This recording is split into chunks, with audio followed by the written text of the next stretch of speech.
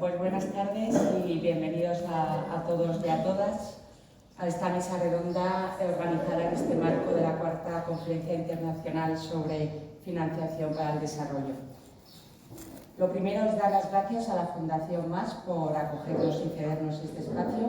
La verdad es que da gusto que existan estos espacios. Muchos o todos los que estamos aquí somos del ámbito de Iglesia, pero yo quería comenzar pues, desde nosotras y desde nuestra condición de congregación, pues desde el Evangelio es como una obligación trabajar por hacer un mundo mejor. Yo recuerdo hace muchos años en nuestra congregación participamos en una mesa pusimos en funcionamiento JPC, Justicia, Paz e Integridad de la Creación, y a mí se me quedó muy grabado que las congregaciones religiosas durante mucho tiempo nos dedicamos a solucionar en el campo de la educación, en el campo de la sanidad, en el campo de las carencias y de la pobreza, pero nos faltaba como otro pie en ese caminar, que era trabajar por el cambio de estructuras, para que realmente esas situaciones de carencia y de carencia de derechos para las personas, para poder acceder a esa educación, a esa salud, a esa vida digna, teníamos que situarnos también ahí. Desde 2003 nosotros estamos, la ONG, en Naciones Unidas, hemos ido creciendo en involucrarnos. Desde el 2015, aunque eso ya nos lo va a contar, estamos en ECOSOC y de alguna forma pues, el tener este evento en España, en Sevilla, pues también es una gran cosa para nosotras y conectar a ese mundo de Naciones Unidas que puede parecer un poquito lejos, pues conectarlo con la realidad. Y conectamos con toda nuestra red institucional y toda nuestra red de Iglesia y otras organizaciones en España. Y nada, pues bienvenidos a todos y comenzamos. Bueno, pues yo también, mi nombre es Marta Santos, soy la representante de la ONG del Instituto de la Alianza Cultural de la Virgen María en Naciones Unidas, como ha dicho la representante española, como ha dicho Elena. Y bueno, agradeceros a todos el haber llegado hasta aquí con este calor. De nuevo dar las gracias también a las organizaciones que habéis colaborado con nosotros para la organización. Y bueno, pues ya sabéis que en el marco de esta cuarta Conferencia Internacional de Financiación para el Desarrollo hemos organizado esta mesa redonda.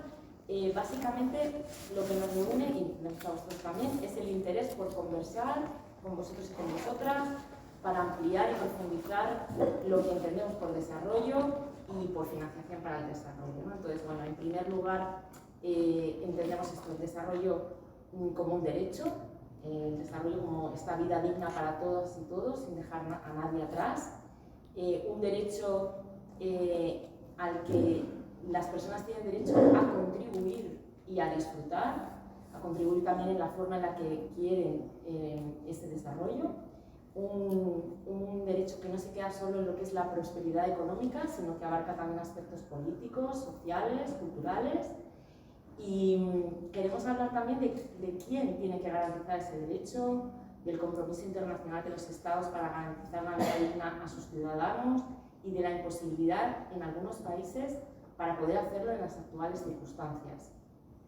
Y por otro lado también hablar de la forma en que se hace la forma en que se financia hoy por hoy el desarrollo, quién debe hacerlo, cómo debe hacerse, quién decide cómo se financia, en qué medida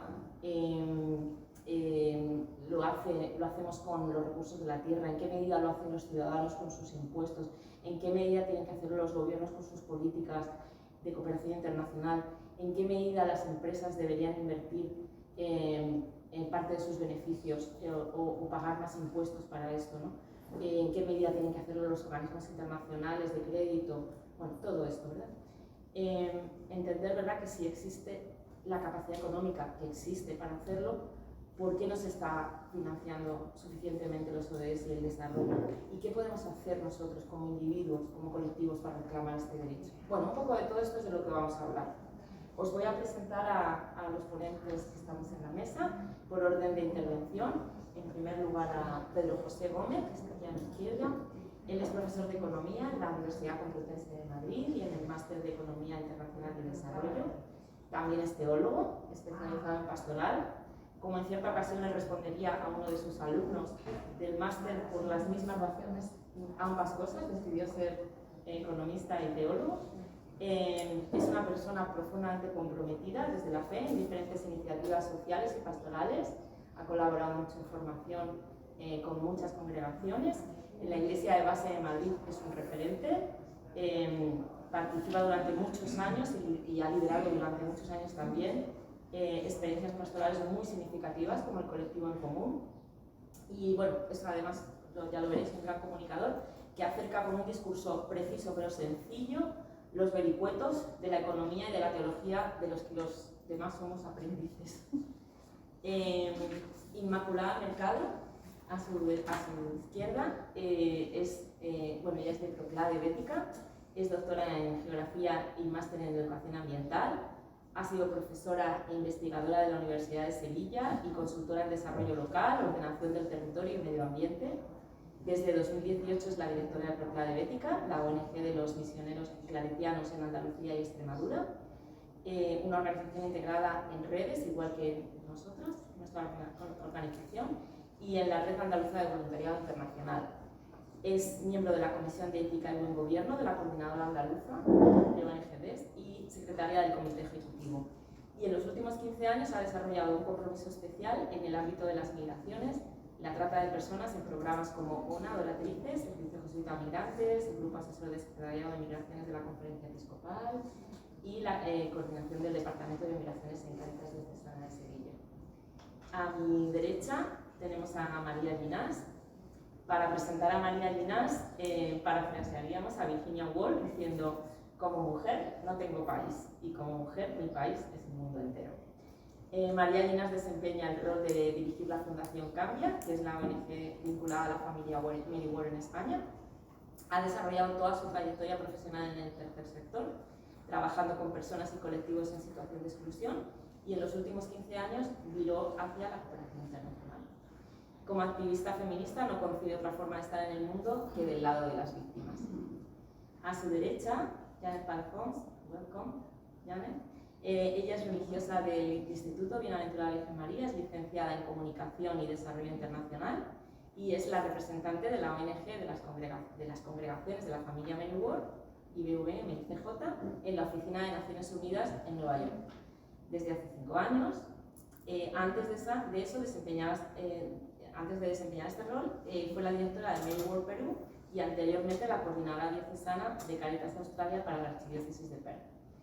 Tiene una amplia trayectoria en desarrollo comunitario e incidencia política a nivel local y global. Y a su derecha está Laura Muñiz, que es antigua alumna del Colegio de Irlandesas de Loreto, de Sevilla, actualmente estudia ADE y Comunicación en la Universidad Loyola, y a lo largo de este curso su vínculo con el IBVM ha crecido aún más, ¿verdad?, con la familia Mary Ward, ya que ha participado en el programa de Generación 2030, un proyecto que partió de la iniciativa de Irene Cebrián, la Youth Representative del IBVM en España durante los 2 últimos años, y que ella nos va a explicar luego más en profundidad. Bueno, pues vamos a ir dando la palabra a cada uno de los que estamos aquí sentados en la mesa. En primer lugar, vamos a escuchar a Pedro José, al que le hemos pedido una tarea desafiante, que es en pocos minutos contextualizar la importancia de la 4ª conferencia de financiación para el desarrollo que va a tener lugar la próxima semana y que nos guíe con algunas claves para entender la relevancia de lo que se tratará en la misma, lo que se espera de este encuentro internacional y el posible impacto que, dependiendo de los acuerdos a los que se llegue o que ya se ha llegado, puede tener en el desarrollo en los próximos años. Damos la palabra, Pedro. Pues muchas gracias, Marta, y me encuentro muy feliz de haber sido invitado a participar en este acto. Me siento muy en sintonía con vosotros, con vosotras, a quienes imagino apasionados del Evangelio, y por otra parte también por el motivo que nos une, la situación de los que están peor en nuestro mundo, ¿no? El objetivo de esta intervención es efectivamente situar el contexto de la conferencia internacional y dar lugar luego a intervenciones más específicas, ¿no? Vamos a ver si lo logro. Bueno, ¿por qué resulta necesaria una conferencia internacional sobre el desarrollo? ¿Por qué esto? Bueno, por varios motivos. Voy a señalar 4. El primero, la necesidad de financiación de los países subdesarrollados que superan con mucho su capacidad de ahorro. Es verdad que ellos tienen más necesidades que nosotros y menos recursos para resolver sus problemas. Solo voy a dar un dato. Nosotros en España nos gastamos en educación unos $3.500 por persona y año. En el África subsahariana, más de 50 países, se gastan $50 por persona y año. Nosotros 3.500, ellos 5.000. Perdón, 50. Siendo que nuestras necesidades de salud pueden ser parecidas, ¿no? Entonces, los países en desarrollo necesitan más recursos para afrontar sus necesidades sociales y económicas. Pero ¿por qué tienen pocos recursos respecto a sus necesidades? Por muchos motivos. Cuando la renta per cápita de las personas, las familias, es baja, es más difícil poner impuestos, porque ya la gente vive en condiciones casi de supervivencia. Por otra parte, la riqueza está muy concentrada y en muchos de los países más pobres esa concentración es aún mayor, con lo cual la mayor parte de la población tiene muy poco y los que son muy ricos tienen la capacidad de preservar su riqueza. Por otro lado, en muchos de estos países la economía es informal y por lo tanto más difícil poner impuestos a la economía o la actividad informal, por no hablar de las actividades directamente ilegales. Las corporaciones transnacionales en esos países tienen muchas posibilidades de evadir impuestos o de repatriar los beneficios que obtienen. La evasión fiscal que nosotros padecemos, corregida y aumentada, se encuentra en estos países. Se calcula que aproximadamente el 20% de lo que se tendría que tributar se evade. Pues son muchos los datos que dificultan que obtengan ingresos suficientes. Si nos fijamos en los objetivos de desarrollo sostenible, estos que aparecen también en este lugar bien identificados, esos 17 objetivos tienen una factura. ¿Cuánto costaría que el mundo consiguiera alcanzar esos objetivos? Entre 2 y 4,7 billones de dólares. Como se os ve cara de no manejar estas cifras habitualmente para ir a la compra, vale que es entre 10 y 25 veces la ayuda al desarrollo. Entre 10 y 25 veces más. Por lo tanto, la ayuda al desarrollo es necesaria, pero muy insuficiente respecto a los recursos que se necesitan. Además, la ayuda al desarrollo en los últimos tiempos está amenazada con reducir, entre otras cosas, porque hay otros factores que están siendo más importantes.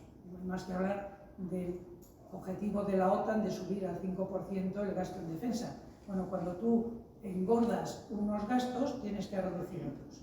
Aunque me acuerdo muy bien de que el representante de Oxfam Internacional decía, aquellos que pretenden mejorar el déficit público recortando la ayuda al desarrollo son como aquellos que quieren adelgazar cortándose el pelo. Si tú te cortas el pelo, pues no adelgazas. Si tú recortas la ayuda al desarrollo, que ya es pequeñita, para dar ese pequeño dinero a partidas mucho más gordas, pues la cosa va mal. Y luego, el último de los datos es que en los últimos tiempos, en los últimos años, lejos de reducirse, los desafíos han aumentado. Les he puesto ahí algunos, ¿no? La violencia ha crecido y no se ha reducido, la pandemia no contábamos con ella, pero podrían venir otras, la inestabilidad geopolítica es mayor que nunca y el problema del medio ambiente mayor. Quiere decirse que hay más necesidades de las que había hace poco. Dicho esto, vamos a lo segundo, el contexto en el que se celebra esta conferencia internacional. Bueno, lo primero es que no es la primera, es la cuarta. Y aquí en este entorno cristiano viene bien recordar que la primera conferencia que se celebró en Monterrey en el año 2002 tuvo, digamos, su origen en una campaña social en la que participaron muchos movimientos cristianos que se titulaba Deuda Externa, Deuda Eterna, con interrogante, porque justo a finales de los años 90 muchos países, primero latinoamericanos y después africanos, se encontraron con una deuda que no podían pagar. Esos movimientos sociales dieron lugar a esta primera conferencia del 2002 y también al acuerdo sobre reducción de la deuda a los países pobres altamente endeudados. Esa deuda se redujo entre el año 2002 y 2010. Por lo tanto, no partimos de cero. Luego ha habido, después de Monterrey, otra en Doha y otra en Addis Abeba. Más o menos cada 10 años viene a caer una reunión de estas. Lo que importaría es que cada vez que haya una reunión diéramos pasos hacia adelante y no volviéramos como a la casilla de salida, como a veces nos ocurre, ¿no? Bueno, en muchos países subdesarrollados en los últimos tiempos las necesidades financieras han aumentado. Por poner algunos ejemplos, la guerra de Ucrania encareció los alimentos de muchos países africanos que dependían de los cereales ucranianos. La guerra de Ucrania también ha puesto a veces en vilo el problema del precio de la energía. La pandemia obligó a todos los países del mundo a endeudarse simplemente para afrontar los problemas sanitarios. Por lo tanto, el contexto actual es un contexto de mayor necesidad. Y, sin embargo, el clima en el que los países se relacionan entre sí, lejos de estar más favorable al diálogo, al entendimiento, al acuerdo y a la cooperación entre ellos, más bien está en una situación contraria. Todos sabemos que Donald Trump ganó las elecciones con un lema que se titulaba "Nosotros primero". Y ese es un lema que se ha ido extendiendo. Europa primero, nosotros primero, y cuando la lógica es nosotros primero, obviamente los que tienen menos poder tienen menos posibilidades de hacer valer sus necesidades. Por último, el contenido de los debates. ¿De qué se va a discutir en la conferencia cuando empiece la semana que viene? ¿Cuáles son los temas que van a sacar?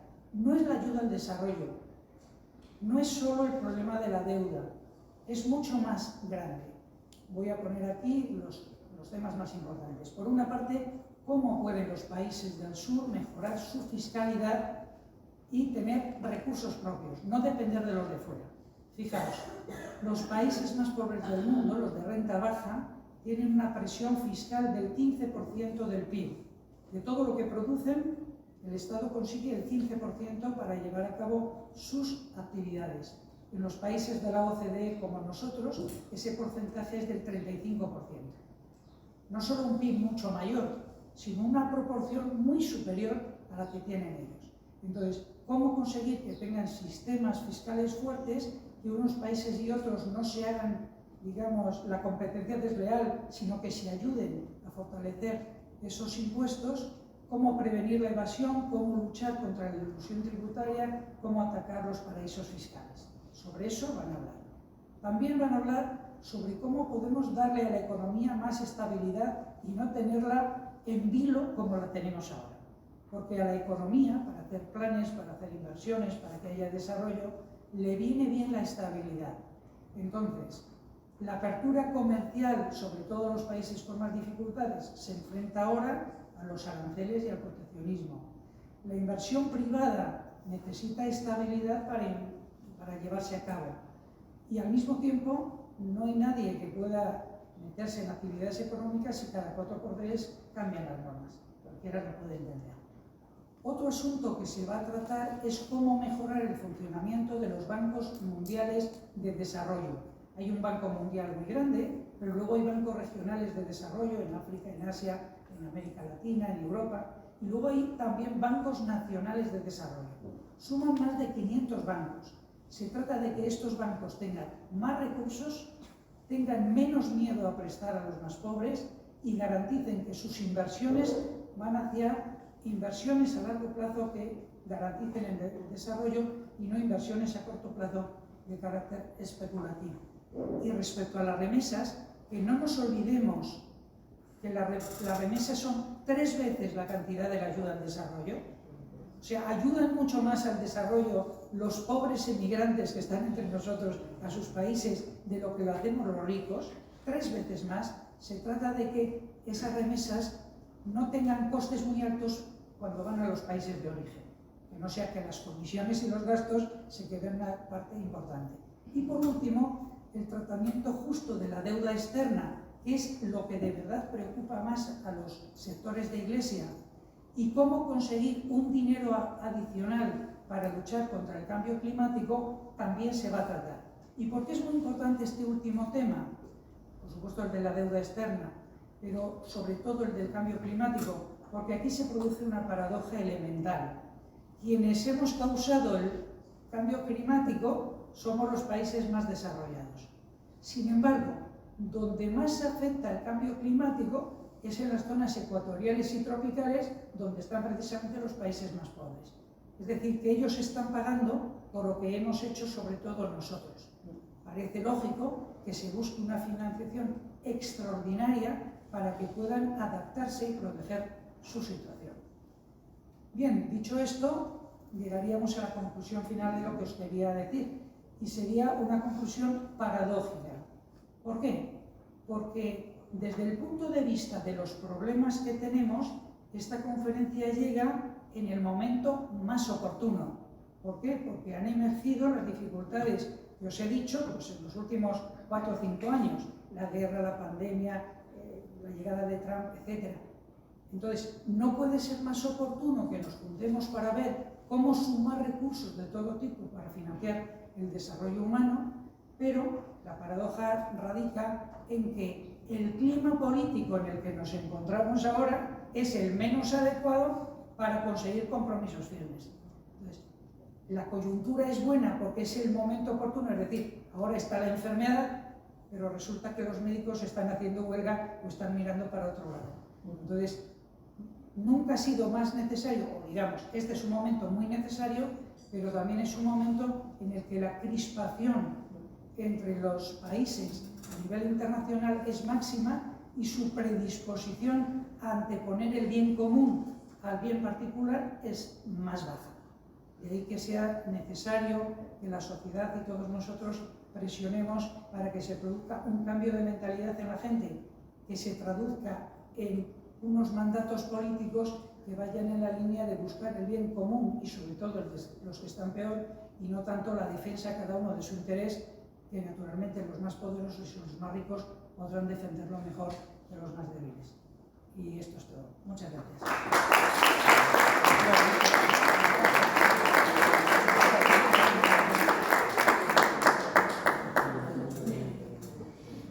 Pues efectivamente es todo un reto esta coyuntura política y social en la que nosotros como ciudadanos organizados, como sociedad civil, tenemos que hacer llegar nuestra voz y nuestra preocupación por todos estos grandes temas, pero no podemos hacerlo solas, ¿verdad? Necesitamos hacerlo en red. En este momento donde la cooperación y el multilateralismo están siendo tan cuestionados, no queda más remedio que hacerlo así. Y bueno, para hablarnos de esto, de esta necesidad, Inmaculada Mercado nos va a hablar. Bueno, pues buenas tardes, muchas gracias por invitarme. Como decía Marta, mi visión es un poco la de las organizaciones que nos dedicamos al desarrollo, ¿no? A la cooperación al desarrollo.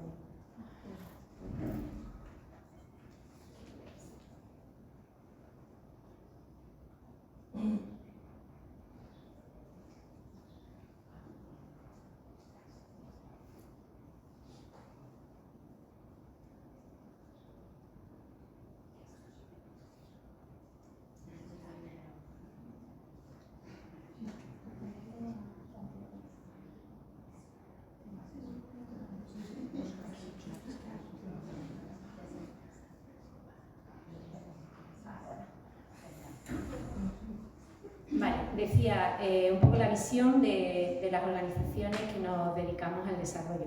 Yo, en el tiempo que disponía y pensando quizá más en vuestra intervención, en la posibilidad de que podamos mantener un diálogo, voy a hacer 3 acentos y 3 invitaciones, como, bueno, pues como resumen de esa mirada de las organizaciones que nos dedicamos a la cooperación internacional. Primer acento, las luchas de millones de personas por el acceso a los derechos básicos, es decir, a una vida digna, a tener alimentación, a tener salud, a tener educación, a los derechos que a veces a nosotros nos parecen normales, habituales, está directamente conectada con el sistema económico mundial, a pesar de que esa diferencia entre luchas cotidianas y un sistema económico nos parezca lejano. Lo cierto es que el sistema económico mundial, como nos explicaba Pedro, es un sistema injusto, es un sistema desigual que se está produciendo en unas condiciones en las que no todo el mundo tiene las mismas oportunidades. Esos rostros de personas, esas comunidades, esos pueblos, son los que nos mueven a las organizaciones a movilizarnos. Y esos pueblos y esas comunidades son la mayoría de la humanidad. Creo que ese acento hay que hacerlo, ¿no? Porque cuando nos encontramos situados en el norte, bueno, en una situación de bienestar, es difícil pensar que la mayor parte de la humanidad está luchando cada día por sobrevivir. Y eso es literalmente así. Entonces, quería poner en primer lugar ese acento. Estamos hablando de desarrollo, estamos hablando de financiación al desarrollo y estamos hablando al final de la situación de la mayoría de la humanidad. Segundo acento. Estas luchas cotidianas no se desarrollan solo en los países del sur, ¿no? Las organizaciones que nos dedicamos al desarrollo hemos acuñado, es habitual, ¿no?, entre nosotros hablar de los sures globales. ¿Qué quiere decir eso? Bueno, la conferencia de financiación para el desarrollo se va a producir aquí, en Sevilla. En Sevilla están los 3 barrios más pobres de España, la renta media más pobre de España. 3 de los 15 barrios están aquí y entre los 15, 6.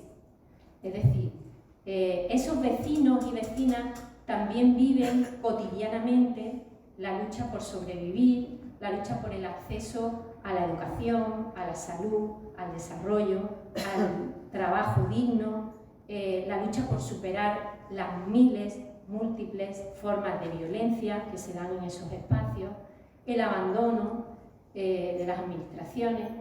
Todo esto tiene que ver también con el desarrollo. A veces pensamos que cuando hablamos de desarrollo solo hablamos en términos de países. No, cuando hablamos de desarrollo hablamos de esos sures globales que son las víctimas de ese sistema económico injusto y desigual. Por lo tanto, quizá ahora, precisamente porque estamos en Sevilla, en una de las ciudades que tiene esos 3 barrios o esos 6 barrios entre los 15 más pobres de España, tenemos que pensar también que la mirada global no impide que veamos esas situaciones pues de exclusión que realmente matan, ¿no? Decía Papa Francisco, ¿no? Esta economía mata. Pues bueno, en Sevilla, por ejemplo, vivir en un barrio u otro puede significar una esperanza de vida de 10 años de diferencia, igual que España y Bangladesh. Entonces, bueno, esas situaciones, creo que la mirada también de las organizaciones estamos llamadas a hacerlas, ¿no? La visión global tiene también su manifestación local. Tercer acento, creo que en eso ha sido mucho más elocuente, ¿no?, Pedro. Tenemos que hacer mejor las cuentas cuando hablamos de que los países empobrecidos tienen una deuda externa o tienen una deuda con el norte global, ¿no? Y tenemos que hacer las cuentas mejor porque el norte global tiene bastantes deudas con el sur. Y cuando ajustamos cuentas entre nosotros, cuando tenemos deuda, tenemos que ver qué es lo que ha derivado en deuda el norte y qué es lo que ha derivado en la deuda el sur, ¿no? Primer aspecto importante, el colonialismo sigue existiendo.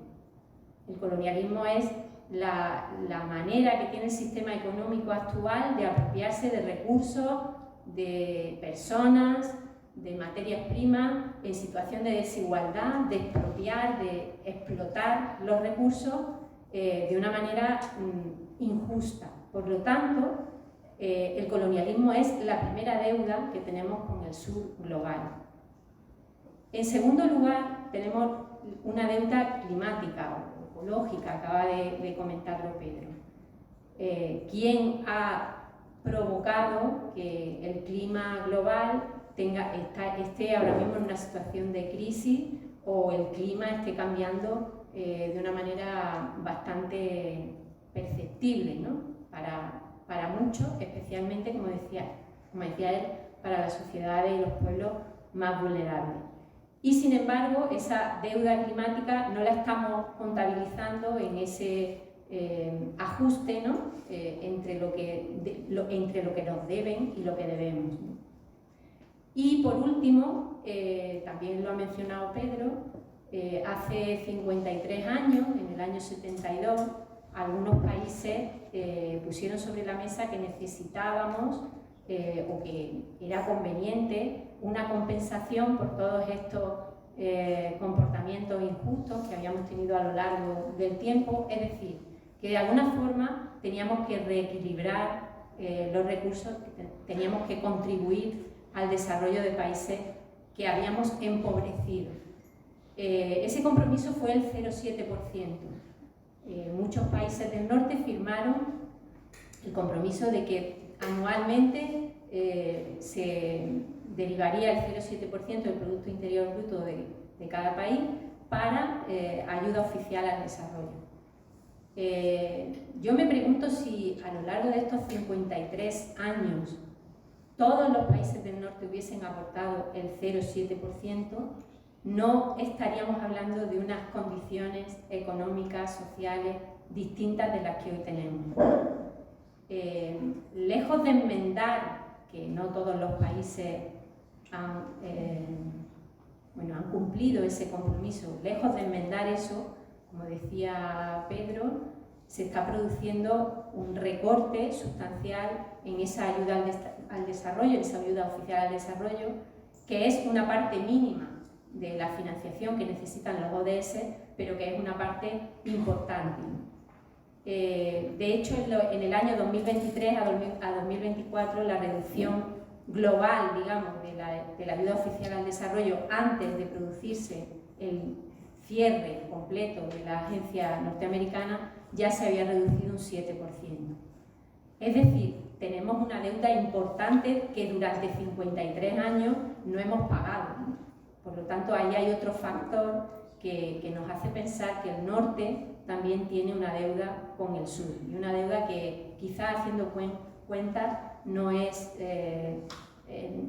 sale incluso beneficiosa para el norte global.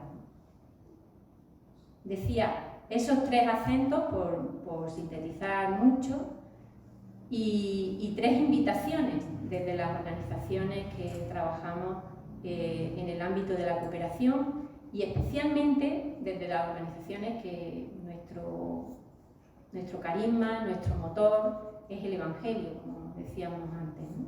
Las organizaciones que conformamos redes, ¿no? Somos organizaciones de las congregaciones religiosas católicas y buscamos pues construir reino en este mundo. Bueno, pues con esos tres acentos yo quería hacer tres invitaciones. La primera invitación me suena, y seguro que le suena también a todos, la invitación a la conversión, a convertirnos y a transformar el corazón.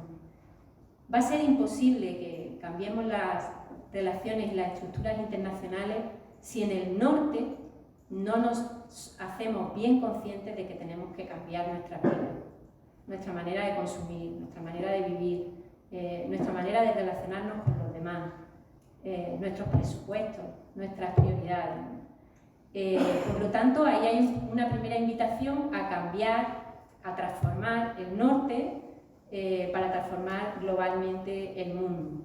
Desde las organizaciones de iglesia tenemos herramientas para eso, ¿no? Tenemos la educación para la ciudadanía global, tenemos distintas formas de sensibilizar pero hay una llamada fundamental a la información y a la formación. Es un reto en el mundo de hoy estar bien informado, porque la información muchas veces se escapa a la veracidad, nos dejamos llevar por bulos, por informaciones falsas, y hoy día es un reto estar bien informado, estar bien fundamentada nuestra esperanza para poder dar testimonio de lo que somos y de lo que queremos. Segunda invitación, lo decía antes Marta, no es una opción hoy día trabajar en red, es una obligación, una necesidad, porque ante estos retos que planteábamos, ante la situación ahora mismo, ir como islas o intentar hacer iniciativas particulares, pues realmente resulta un poco ridículo. Como iglesia, como organizaciones de iglesia, tenemos ese primer paso que es seguir fortaleciendo ese trabajo juntas, ¿no? Esa mirada a la sinodalidad, ¿no? A tratar de ponernos en marcha y mejorar nuestros entornos desde el trabajo en red. Pero yo aquí también quiero hacer una invitación al trabajo con otras organizaciones de la sociedad civil que buscan lo mismo y que muchas veces nos aislamos demasiado, ¿no? Necesitamos estar donde están los que buscan cambios sustanciales en las estructuras económicas. Así que una llamada también al trabajo en red dentro del ámbito eclesial, dentro de las organizaciones, y hay camino que hacer también incluso dentro, aunque parezca mentira, ¿no? Y por supuesto con otras organizaciones de la sociedad civil. Y por último, yo hago una llamada, me encanta ver este foro porque en estos días atrás hemos estado en distintos actos y demás, y prácticamente no había gente joven, y hoy sí hay gente joven. Entonces me parece una buenísima noticia, ¿no? Yo quiero hacer una llamada no solo a la gente joven, pero especialmente a ellos, ¿no? Al activismo, a la movilización, a intentar con otros incidir en que las cosas cambien. Realmente, como decía antes Pedro, con aquellas campañas del 07 primera, se consiguen cosas, hay cosas que se consiguen y muchas veces es gracias a la movilización de la sociedad civil. Nosotros como cristianos además tenemos una responsabilidad muy grande, una responsabilidad que es dar razón de nuestra esperanza, ser capaces de dar testimonio de ese Jesús de Nazaret comprometido especialmente con las personas en situación más vulnerable, en la situación de pobreza, y dar razón de que nosotros queremos que eso cambie y de que son hermanos y hermanas nuestras. Y una llamada sobre todo a influir en estas prioridades que se están dando en este momento, en ese contraste obsceno entre presupuestos para el desarrollo raquíticos y de repente esa presión sobre los países para que haya un 5% de gasto militar. El gasto militar es muerte, el gasto militar no es vida. Por lo tanto, ahí hay un gran reto en estos meses, en este momento, de poner sobre la mesa de nuevo el tema de que la economía tiene que estar al servicio de la vida y de las personas.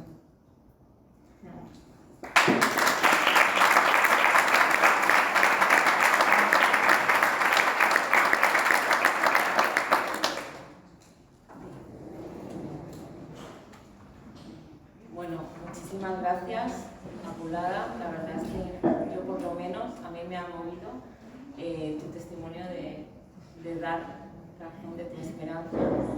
Y bueno, pasamos ahora a este lado de la mesa.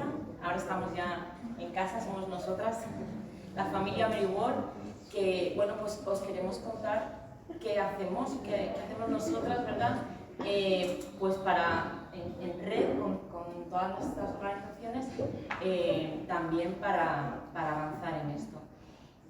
Porque no queremos olvidarnos, no queremos que queden ocultos en discusiones de despacho, en las negociaciones que han previamente a esto, ¿verdad? Arduas y difíciles para consensuar el documento final del compromiso de Sevilla. Se ha hablado de finanzas, de millones, de billones de dólares, de impuestos, de deudas, de intereses, pero no queremos que se nos olvide en ningún momento que estamos hablando de millones de personas para las que no se cumplen sus derechos básicos. Así que, aunque Inmaculada también lo ha hecho, María, por favor, ayúdanos a hacerles presentes hoy en este espacio. Gracias, María. Bueno, pero antes de eso, decía Audre Lorde que no se desmontará la casa del amo con las herramientas del amo.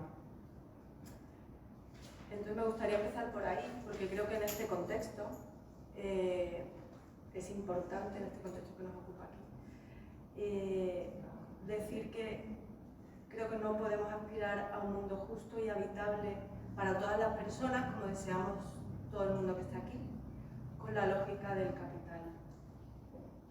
La lógica del capital que gobierna nuestro mundo en alianza indisoluble con la lógica patriarcal y colonial es lo que está en la base misma del concepto de desarrollo. Hemos pensado en desarrollo y seguimos cooperando para llevarlo a otras culturas desde una clave que son, como dice Yayo Herrero, antagónicas con la vida. Porque desde la lógica del capital y del patriarcado se confunde el desarrollo con la ilusión de poder vivir emancipados de nuestros cuerpos, de la tierra y del resto de personas. Esa triple emancipación constituye, como dice Leonardo Hernando, la fantasía de la individualidad tan sagrada en nuestro occidente. Cuando de hecho lo que somos es animales encarnados en cuerpos vulnerables, con necesidades desde que nacemos hasta que nos morimos y necesidades que no pueden satisfacerse individualmente. Eso es lo que nos hace radicalmente humanos, que somos interdependientes, dependemos unos de otros y de la tierra. La casa del amo y las herramientas del amo.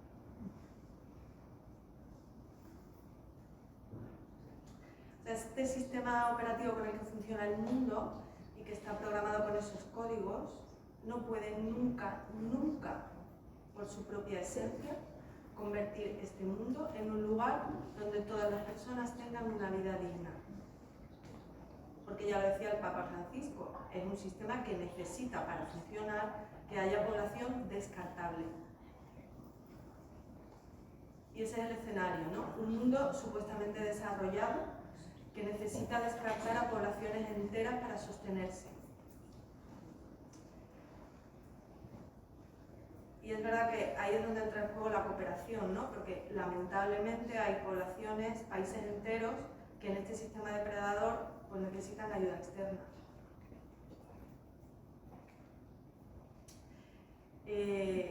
Lo que pasa es que me parece que ha hecho Inmaculada, pues son personas, tienen rostros, son familias, son comunidades, es gente de carne y hueso que son descartadas, ¿no?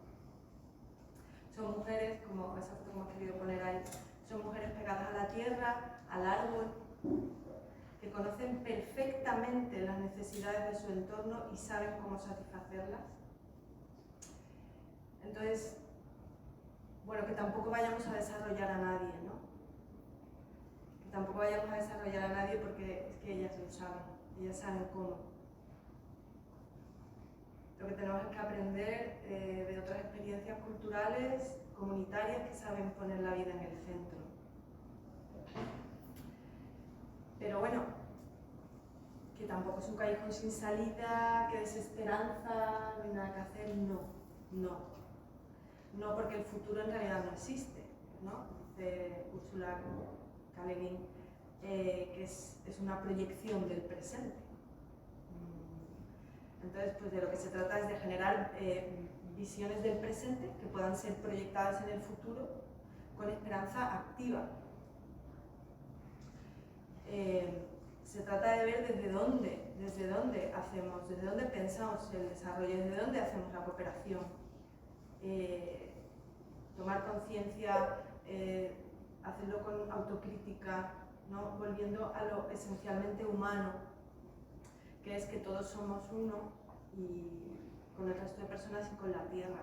Y eso, de verdad que es la gente la que te lo enseña, la gente que tiene otras prácticas culturales diferentes a las nuestras, que te sorprenden y que dónde vamos con nuestra idea de desarrollo a ninguna parte de verdad, porque lo que tenemos es que desaprender lo que hemos aprendido en nuestras sociedades occidentales que nos han llevado a este, bueno, hay gente que habla de colapso, pero bueno, eso ya es como más discutible, o esta situación de crisis mundial y para recuperar lo esencialmente humano hay que pues, escuchar, ver cómo se relacionan, qué cosas realmente se necesitan para vivir una vida digna. Muchas gracias, María.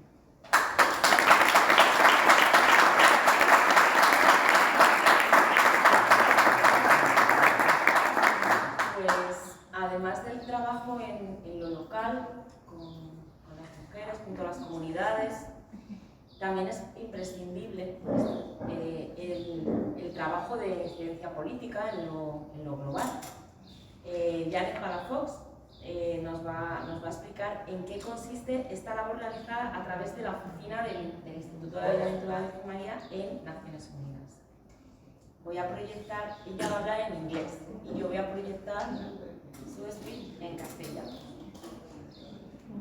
Seguro que muchas no tenéis problema para entenderla en inglés, pero para aquellos que no podáis hacer. Muchísimas gracias por invitarme, pero lo siento, no tengo suficiente español, entonces hablo en inglés.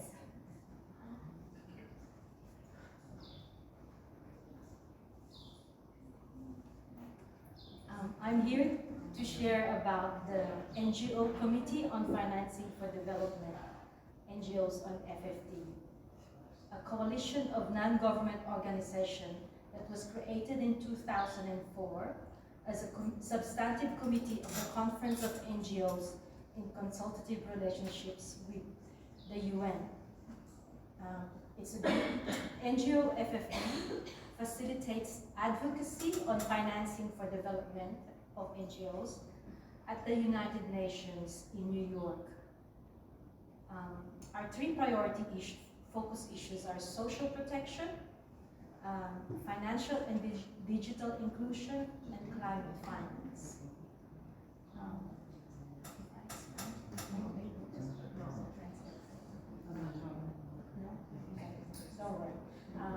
I just wanted to speak of the social protection and financial inclusion and digital inclusion and climate finance. The committee advocates to end poverty and hunger and to achieve sustainable development in its three dimensions, to promoting inclusive economic growth, protecting the environment, and promoting social inclusion, as outlined in the Addis Ababa Action Agenda and the Monterrey Consensus. As Pedro said, there have been 3 international financing for development conferences. The first one in 2002 in Monterrey, Mexico. And cada conferencia tiene documento acuerdo de todas naciones en ONU. So the outcome document for Monterrey, Mexico is the Monterrey Consensus. In Doha, Qatar in 2008, it was the Doha Declaration.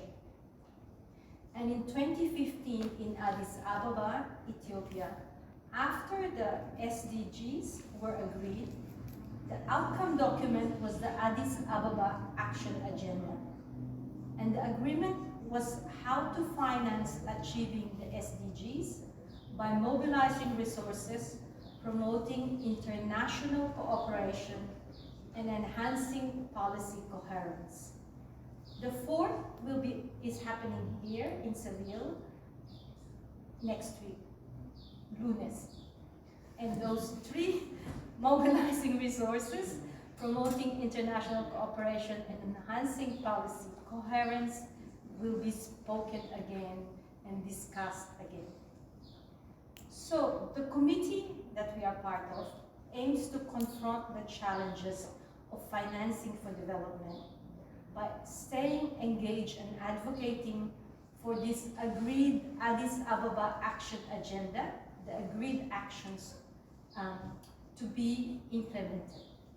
Those actions include domestic public resources, domestic and international private business, Pedro spoke about this, international trade as an engine for development, debt and debt sustainability, addressing systemic issues, science, technology, innovation, and capacity building.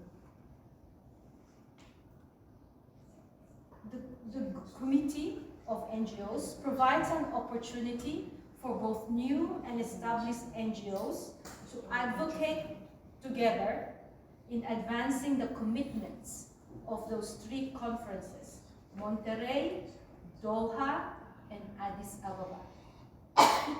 It is also a place to learn, discuss, and contribute to the plans, activities, and initiatives relating to financing for development discussions at the United Nations in partnership with different stakeholders within the UN system. So most of our members are NGOs who are working on the ground in various countries. We collaborate with grassroots organizations and people who live and experience the issues being addressed and policies agreed by their governments at the UN. Because it is important that their voices, concerns, and recommendations are heard at the UN. Our voices, our concerns, our recommendations. Our advocacy is done through strengthening the relationship with the Financing for Sustainable Development Office at the United Nations, including reviewing the work of the Economic and Social Council of the United Nations and various UN commissions from the perspective of integrating these issues that relates to financing for development into the work of these bodies.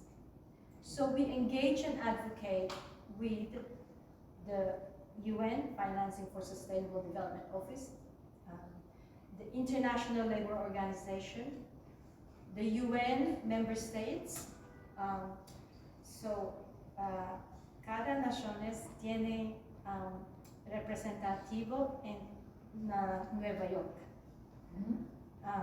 World Bank and International Monetary Fund. In the past year, we have also begun working with UNICEF, the UN Refugee Agency, and the Human Rights Office, especially the Special Rapporteurs on Right to Development.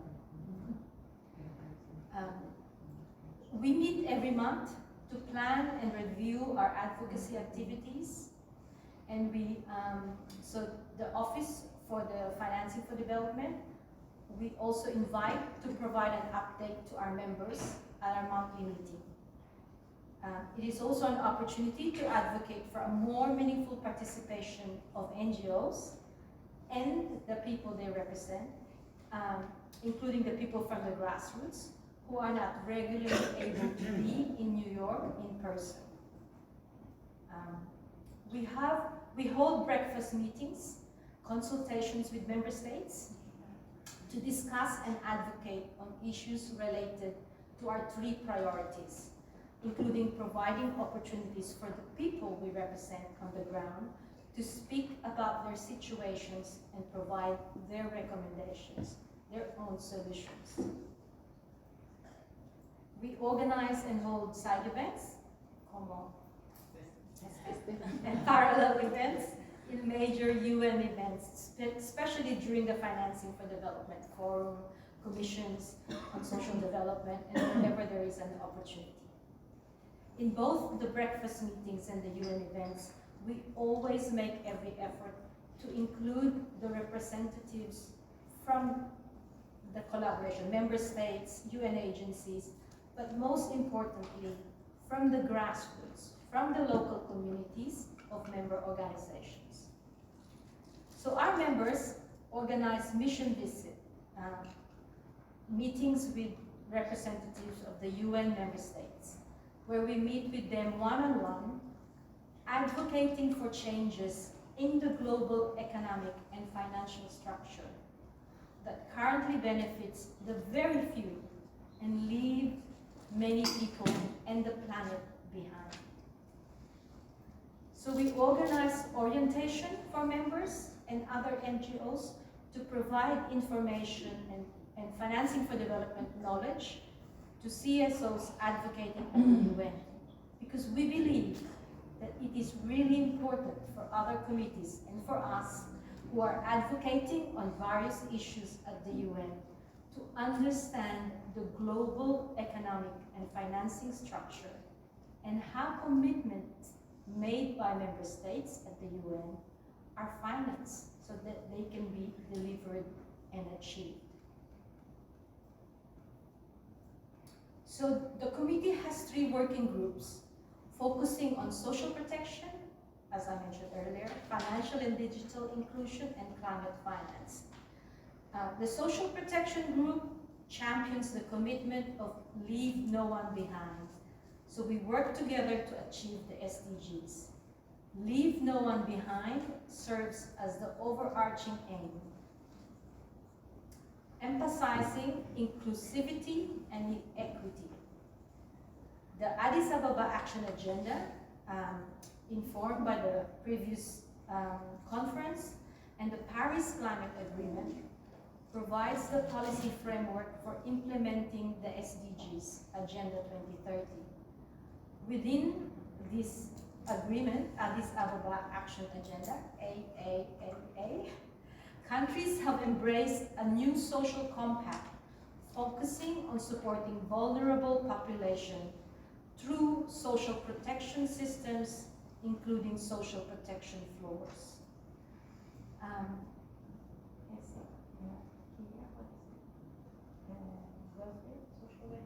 Social security. Eso.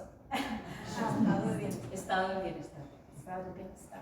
The Financial and Digital Inclusion Working Group advocates for the well-being of the marginalized and vulnerable communities facing deep disparities in access to inclusive finance and digital financial products and services. Incluso la Internet.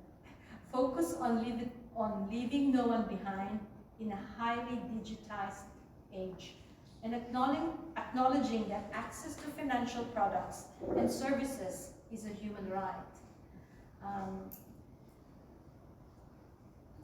So the working group sets priorities for educating stakeholders on inclusion strategies that would promise transparent, safe, accessible, and affordable digital financial services for people living in poverty, especially women who suffer the greatest poverty deficits as a consequence of financial and digital exclusion. The third group is the Climate Finance Working Group that monitors the global and national financial flows and mechanism that both alleviates and exacerbate the climate emergency, with particular focus on ensuring that the actions outlined in the Paris Agreement are being implemented.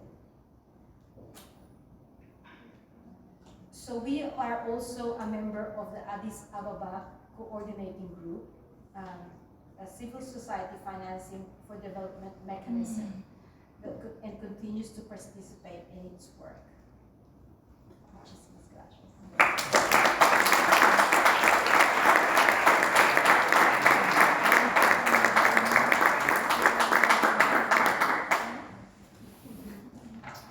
Bueno, y como decía Inmaculada, la verdad que da mucha esperanza que entre el público y en la mesa tengamos también a jóvenes. Así que, bueno, yo con especial esperanza del futuro. Esto no ha hecho nada más que empezar. Hay una nueva generación comprometida con el desarrollo que tiene muchas cosas que decirnos desde su mirada, y para eso tenemos aquí a Laura Muñiz, quien nos va a contar qué ha sido la experiencia de Generación 2030 a lo largo de este curso. Bueno, pues hola, buenas tardes a todos. Para cerrar un poquito esto, quería compartir pues eso, lo que ha sido esta experiencia en el programa de Generación 2030, que este proyecto nace del IVM, nace de la representante juvenil de las Naciones Unidas, Irene, que propone pues eso, hacer un programa de formación, porque muchos de nosotros sí hemos oído hablar de la Agenda 2030, de los Objetivos de Desarrollo Sostenible, pero no sabemos, o nos queda muy grande, ¿no? No sabemos muy bien cómo es esa bajada a tierra. Entonces pues se propuso este programa y ¿en qué consistía? Pues eso, en dar una formación y bajar a tierra un poco lo que era. Entonces, nosotros durante el curso hemos tenido unas formaciones donde aproximadamente 2 veces al mes venía un experto o una experta en algún ODS que trabajaba en algún campo especial y pues nos contaba un poco qué se hacía concretamente, ¿no? Con ese ODS y cómo se intentaba alcanzar los objetivos o llevarlo a tierra, a la realidad. Hemos tenido la suerte de contar con personas espectaculares que nos han contado sus experiencias, como Eduardo Ramos, que era consultor e investigador para la CEPAL de la ONU en Derechos Humanos. También hemos estado con Hugo Díaz Santaolalla, que era un activista por conservar el lobo ibérico y nos habló un poco pues, del ODS, por ejemplo, de vida de ecosistemas terrestres.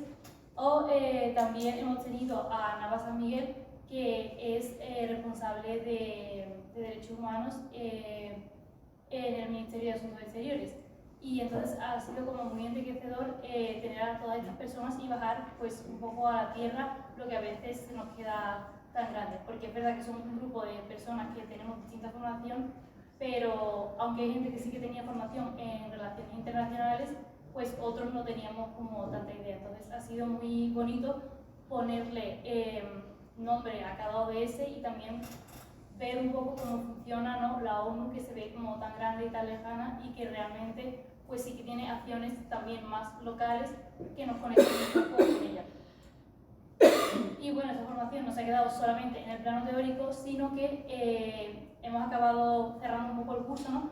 Con una actividad final que ha sido en Cañada Real, en Madrid, donde hemos hecho una especie de simulación parlamentaria con los chicos y chicas de allí, donde ellos eran diplomáticos por un día y de alguna manera pues trabajamos con 2 ODS, ¿no? Que eran educación de calidad y salud y bienestar. Entonces ellos de alguna manera nos trasladaban su mirada desde el barrio donde viven y sus propuestas y sus soluciones. Así que fue una manera bonita, ¿no? De acercarnos también a ellos y que nos contaran, porque ellos aprendieron, pero nosotros pues también muchísimo más, no solo con esta actividad, sino con todo pues, esta iniciativa.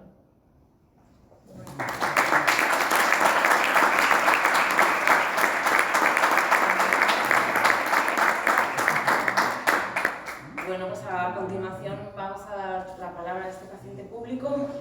Queremos escuchar vuestras preguntas, comentarios. Víctor puede pasarnos el micrófono inalámbrico para cualquier comentario, pregunta que quieras hacernos.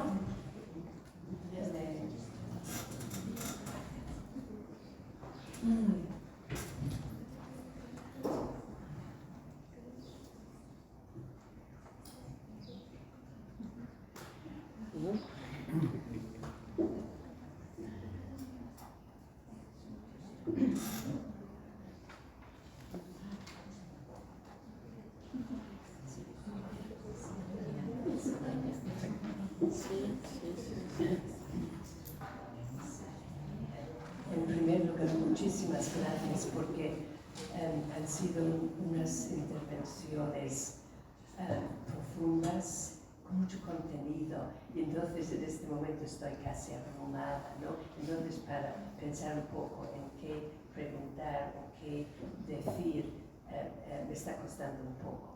Pero en primer lugar, estaba pensando en la dificultad, por ejemplo, claro, cuando tú tienes países donde, por ejemplo, el 60% de la economía es informal, entonces,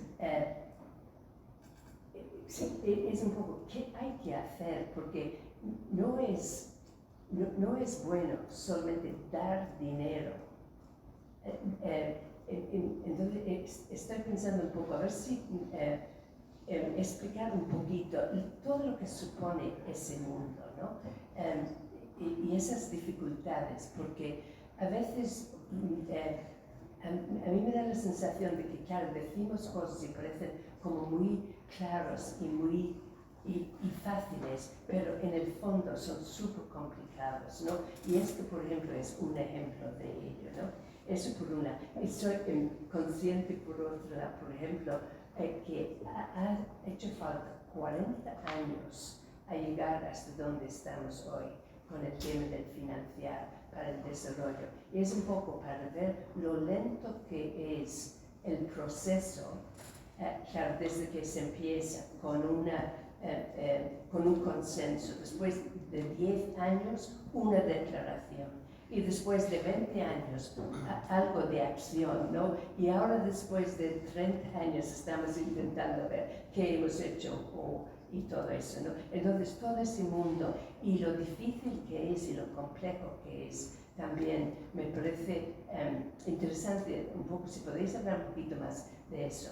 Eso por otro lado. Y después un tercer momento, estaba pensando en la obligación, ¿no?, de trabajar en redes y con otras organizaciones, con muchas organizaciones diferentes. Entonces yo a veces me pregunto, por ejemplo, desde organizaciones católicas, ¿no?, ¿por qué, por ejemplo, no trabajamos con organizaciones de otras iglesias cristianas y otras religiones? Porque creo que eso podría ser un paso muy interesante desde la perspectiva de fe global, ¿no?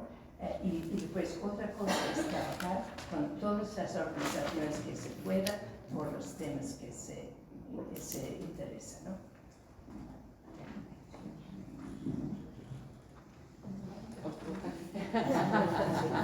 Le toca. Claro, solo ha sido una intervención, pero vaya, qué de cosas han salido. Una primera es constatar que efectivamente los problemas del mundo no son una cuestión de pagar más dinero. Hace falta transformaciones bien profundas en la conciencia de las personas, en su cultura, que puedan dar lugar a cambios sociales, que puedan dar lugar a cambios políticos, o sea que efectivamente todo cuesta mucho. Pero al mismo tiempo, para no caer en el pesimismo, si uno mira para atrás en nuestro mundo hace 40 años, qué distinto era y en cuántas cosas hemos mejorado. Cuando uno ve los objetivos de desarrollo sostenible, dice, no vamos a llegar. En muchos de ellos no vamos a llegar. Pero si uno lo que hace es ver cómo estaba la salud hace 30 años, cómo estaba la educación hace 30 años, cómo era la esperanza de vida hace 30 años, cómo era la situación de las mujeres respecto a los varones hace 30 años. Entonces te das cuenta de que la lucha de millones y millones de personas, muy pequeña, muy poco a poco, con mucha paciencia, ha transformado mucho las cosas. Es verdad que hay esto que voy a decir es casi filosófico, hay una cuestión en la realidad muy injusta, y es que para que las cosas avancen hace falta que mucha gente colabore. Para fastidiarlo se bastan pocos. O sea, no es lo mismo construir que destruir. Es más fácil destruir construir. Y con todo y con eso, nuestro mundo globalmente considerado ha tenido avances formidables. Formidables. Cómo se trata a las personas o cómo se empieza a pensar los temas de las diferentes culturas, de las discapacidades, de las orientaciones sexuales diferentes. Pensad en cómo era el mundo hace 40 años. Entonces, creo que las dos cosas son verdad. Es muy lento, es muy difícil, requiere que mucha gente sume.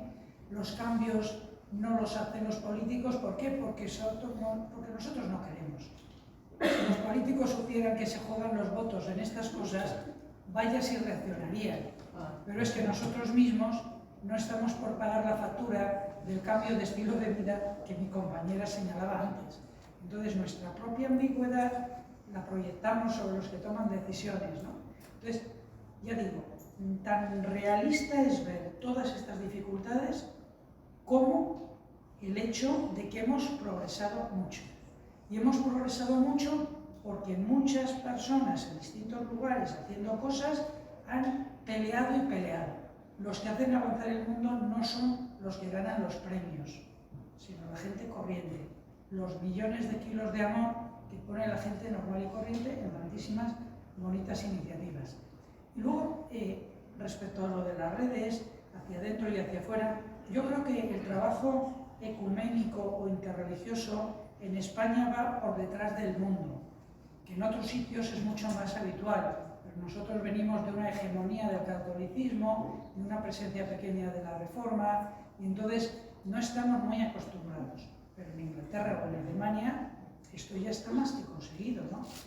Y respecto a la colaboración con todo hijo de vecino o hija de vecina, pues es evidente. Pero sí querría subrayar una cosa que es muy importante para los cristianos para evitar que nos deprimamos. Y es lo siguiente: cuando uno ve los problemas del mundo y ve nuestras fuerzas, cuántos somos, de qué edad media, no de que seamos de la edad media, que también es, sino que cuál es la media de nuestra edad. Cuando vemos el dinero que tenemos, que estamos arruinados, claro. Entonces a uno le entra el complejo de impotencia, ¿no? ¿Qué problemas tan gordos, qué pequeños somos? Pero es que la labor de la Iglesia no es resolver los problemas. Esto es fundamental. Jesús no resolvió los problemas de Palestina en el siglo I. No dejó de haber leprosos, no dejó de haber pobres, no dejó de haber violencia. Lo que hizo Jesús fue crear tendencia. Es un problema de la moda, ¿no? Jesús creó tendencia. Convenció a 4 o 5 o a 10 o a 12 que a su vez convencieron a otros, que dieron lugar a las comunidades cristianas, que dieron lugar a las congregaciones. Es decir, que lo que nosotros tenemos que hacer es gestos simbólicos que apunten por dónde van los tiros y de qué hay que huir. Ejemplo tonto. Si yo pongo en funcionamiento un piso de acogida para una docena de migrantes, no resuelvo para nada el problema de la inmigración. Pero ese es un gesto no utilitario práctico, es un gesto simbólico que dice hay que acoger en lugar de rechazar. Porque naturalmente el problema de las migraciones se resuelve con una coma o con un punto y aparte en una ley de migraciones. Para los inmigrantes que haya en España es infinitamente más importante que se diga los que llevan aquí 2 años ya van a tener papeles, porque si en lugar de 2 años dices 5, de 2 a 5, una sola palabra en una sola ley tiene más influencia que nuestros 25 pisos de acogida. Sin embargo, es inimaginable que la sociedad cambie si no hay grupos que realizan gestos proféticos.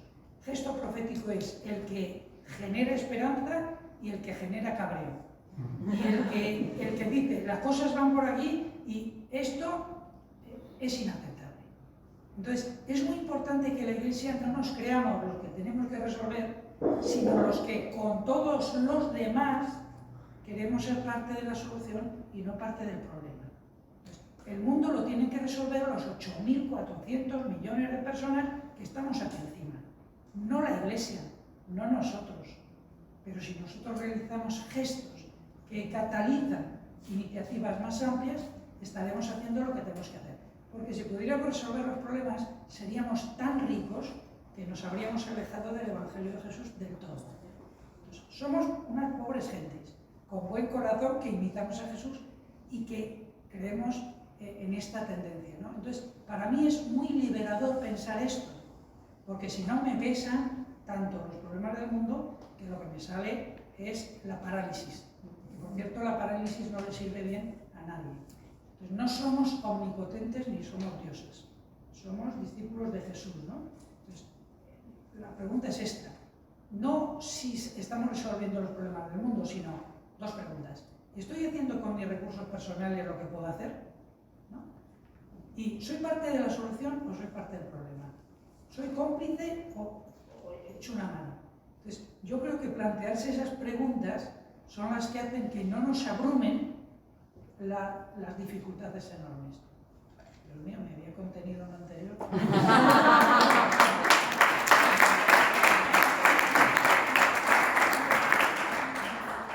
Yo quería añadir una cosita porque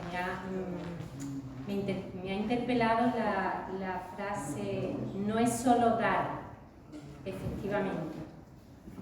A veces tenemos la tentación de, cuando hablamos de financiación al desarrollo, es buscar recursos para dar, ¿no? Yo creo que aquí María ha puesto una clave importante.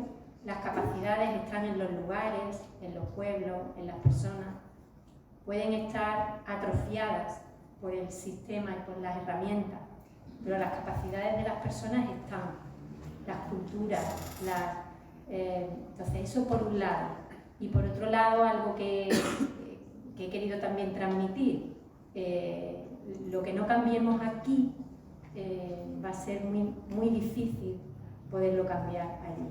Por tanto, hay un previo que tiene que ver con todo lo que ha dicho tan bellamente Pedro hace un momento. Tenemos un papel y tenemos algo que hacer y que cambiar aquí en las sociedades instaladas, opulentas y privilegiadas. No es solo dar, no es transferir recursos. A veces eso ha hecho daño también.